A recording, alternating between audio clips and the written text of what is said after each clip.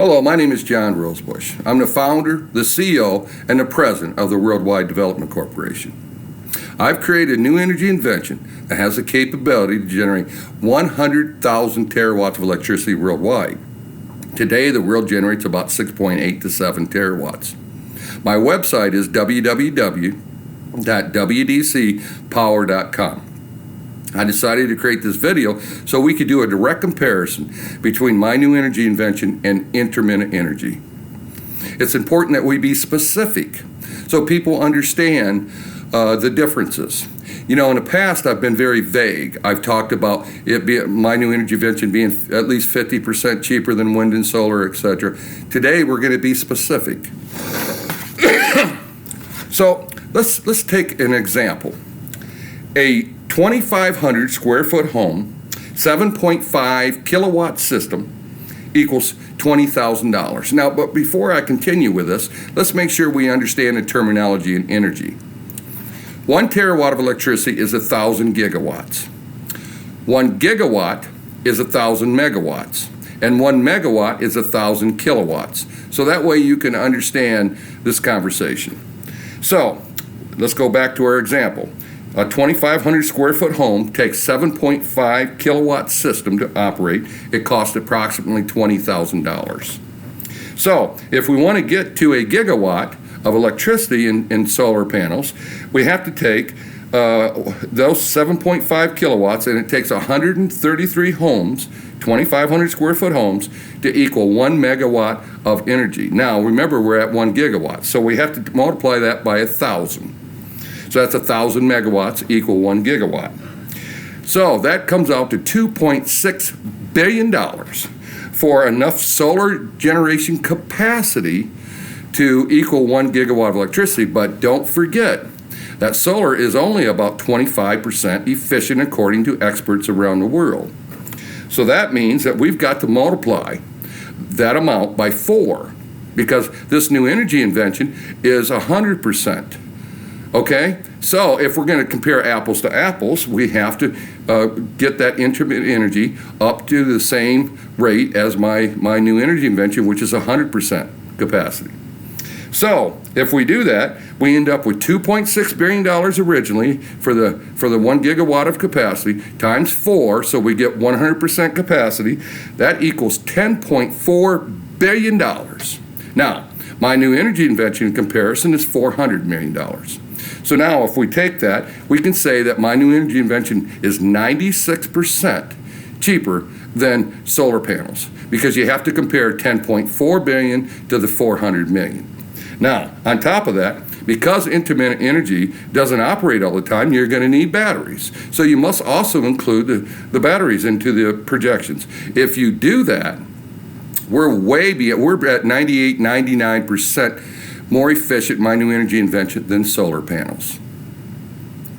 So that means that we should be able to, for the same cost, generate about 99 gigawatts of electricity for the 1 gigawatt in solar panels. That is extreme, but it's facts. And all you got to do is go out and look on the internet. So now let's take in consideration wind turbines.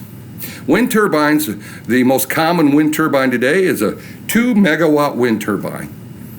The average cost to it is about $3.5 million to $4 million.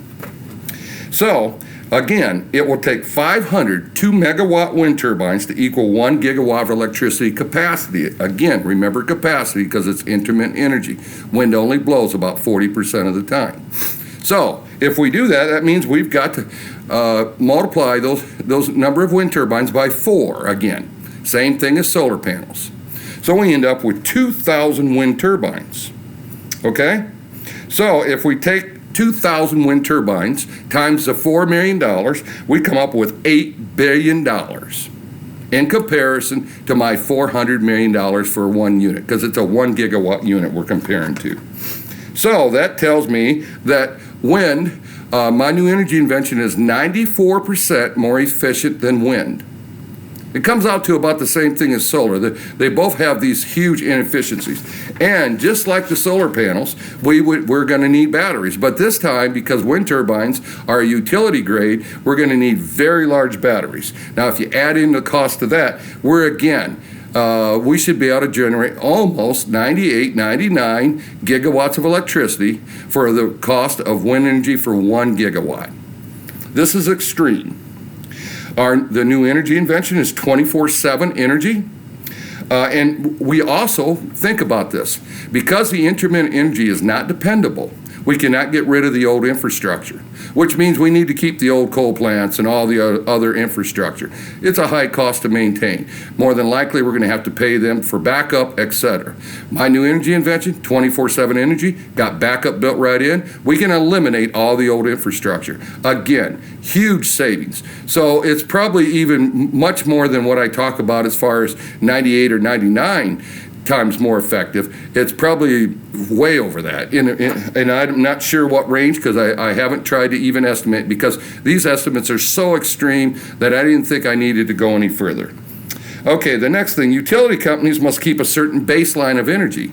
And with intermittent energy, there's a lot of losses in the energy generation from the utility companies. In Colorado, they're trying to charge people that have solar panels or wind turbines a fee to be hooked up to the grid. And there's a good reason for that. You know, the utility company has to keep a baseline. On a cloudy day, what happens? Utility company needs to keep the power up. So that way, when the cloudy day affects the sun, guess what? That they actually keep the lights on, because otherwise there would be blowouts and everything else every time a cloud went by. So utility companies lose a great deal of money. So that's why they're attempting to go to court and charge the homeowners for the solar panels on the roof a fee to be hooked up to the grid. Okay, batteries. You know why batteries are used. It's not only for the intermittent energy, but it's an attempt to load balance. Again, keep that electricity grid at a stable rate, so that way there isn't blowouts and blackouts, etc. In Europe, on a particular day, there may not be any wind, and you know they use a lot of wind. So what happens in Europe on a cloudy day or on a non-windy day? Maybe it might not be windy for a few days. We have to have 24/7 energy. I'm going to create a video shortly that talks about the science issues and the technical issues about intermittent energy, that it's impossible to power our planet by the weather, and that's exactly what wind and solar represent. I do not know why these experts, so-called experts and scientists around the world are not admitting to this. It doesn't make any sense for them to continue to market this. This must stop. If the cost of wind and solar was zero, it would not be a good idea to power our planet by the weather. It's impossible. Do we pay the utilities to be on standby? There's so many questions about this that it's crazy. And I cannot believe that these companies are peddling this and marketing this by capacity also. I hope this helps a little bit. I will create another video that discusses the science behind intermittent energy and the reasons why it will always be impossible to power our planet by the weather. I thank you very much and have a great day.